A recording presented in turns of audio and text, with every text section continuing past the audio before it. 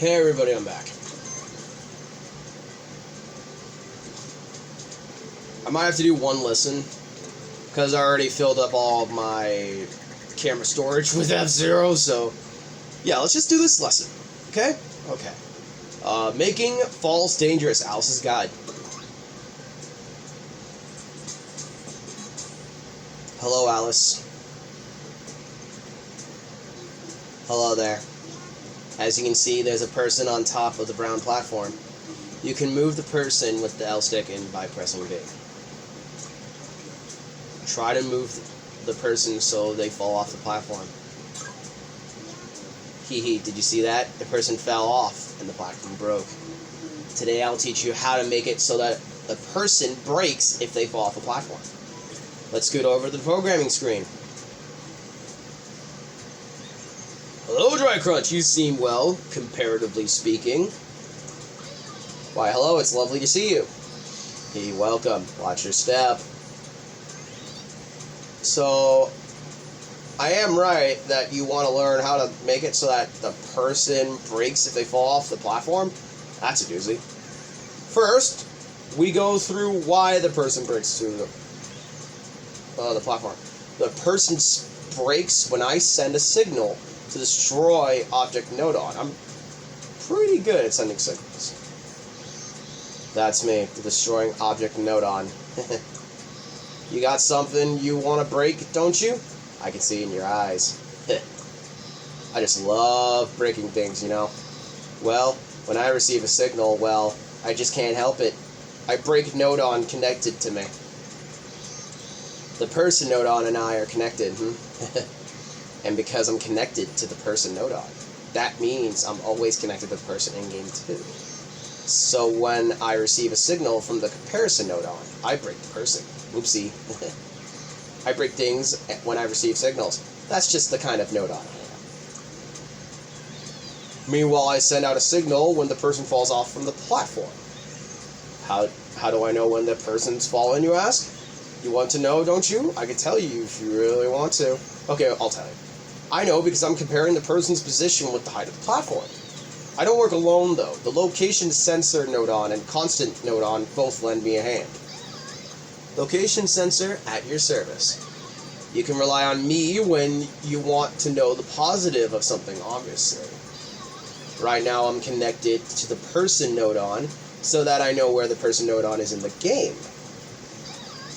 Can you see the parts? Can you see that I have 3 output ports? The top port is X. It outputs the person's horizontal position, or in other words, where the person is side to side. The middle port is Y. It outputs height, meaning how high up the person is. The bottom port is Z. It outputs depth.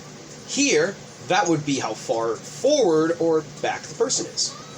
Right now, the comparison Nodon wants to know how high up the person is. That's why the comparison Nodon is connected to my middle or Y output port. I'm constant Nodon. It's my constant and unfailing duty to output precisely 0.00. Here, 0.00 stands for the height of the platform. 0 is a beautiful number, don't you think? So eternal. Aw, thank you, location sensor Nodon and constant Nodon. You are true friends. Oh, did you figure out that I'm comparing the height of the platform with how high up the person is? Well done. To be precise, I'm currently set to less than, greater than. That nifty little symbol means greater than. When the height of the platform is greater than how high up the person is. In other words, when the person is lower than the platform, I send a signal to the destroy object Nodon.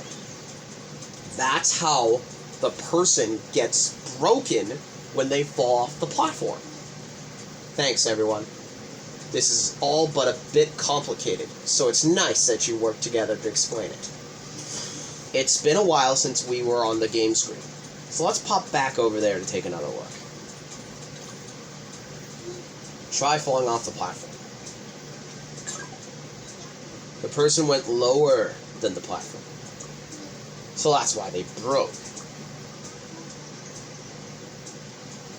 If you go and take a closer look at anything, you can hit retry as many times as you like.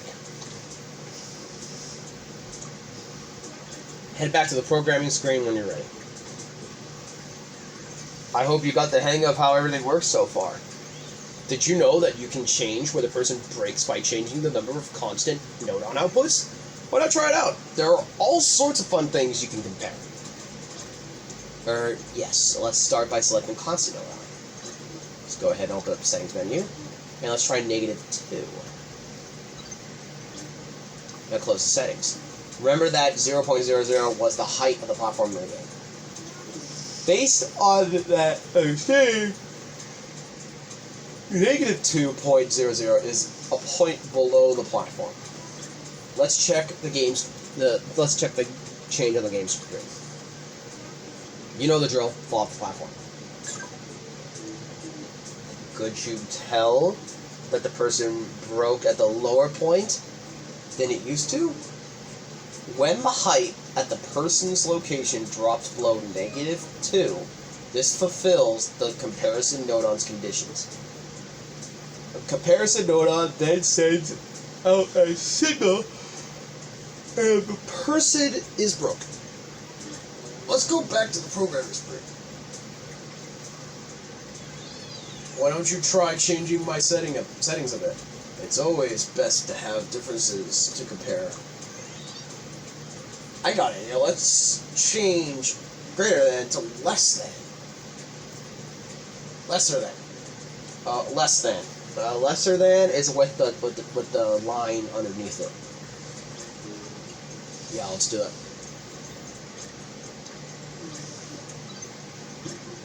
The word of mouth. What will happen? Let's take a look.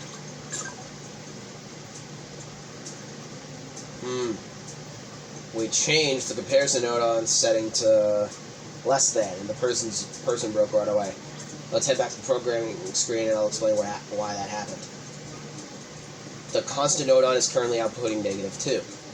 Since we changed the comparison method to less than, send a signal when -2 is less than the person's vertical position. That means the person will break when it's higher than -2. -2 is lower than the platform. The person starts out higher than -2 because they're standing on the platform. Do you get it?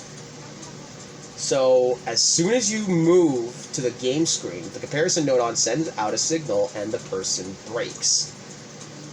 Now let's try altering the constant Nodon's output to change when the person gets broken. Open up the settings for a reliable friend, the constant Nodon.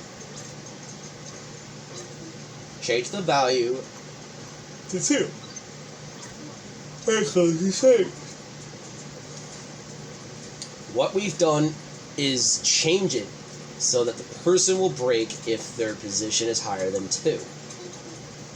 2 is higher than the platform. So what should we do to break the person?